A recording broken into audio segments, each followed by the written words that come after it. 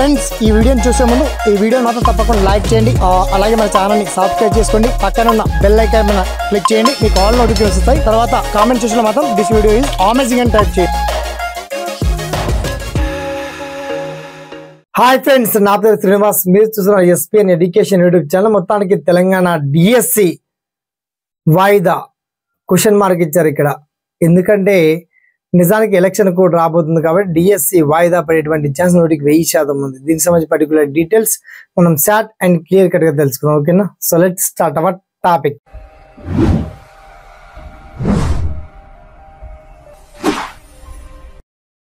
మొత్తంగా Telangana DSC apply చేస్తున్నారు. April 2 వరకు మనకు లాస్ట్ డేట్ ఉంది. అయినప్పటికీ డిఎస్సి మాత్రం నోటిఫికేషన్ రద్దు కాకుండా ఎగ్జామ్ మాత్రం వాయిదా పడేటువంటి ఛాన్స్ 100% ఉందండి. ఎలక్షన్ కోడ్ పడబోతుంది కాబట్టి ఈ తరుణంలో ఎగ్జామ్ జరిగేటువంటి ఛాన్స్ ఉండదు. సో ప్రిపరేషన్లో ఉన్నటువంటి అభ్యర్థులకు ఇది గోల్డెన్ అండి శుభవార్త అని చెప్పొచ్చు.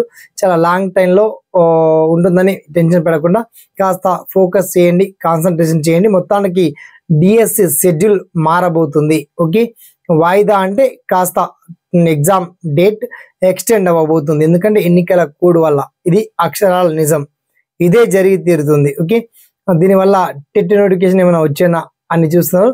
మొత్తంలో డిఎస్సి ప్యాటర్న్ కావచ్చు, ఎగ్జామ్ సిలబస్ కావచ్చు, ఆల్ సబ్జెక్ట్ వైజ్ గా అన్ని జిల్లాల వారిగా పర్టికులర్ డీటెయిల్స్ అన్ని చాలా అద్భుతంగా అందించామండి.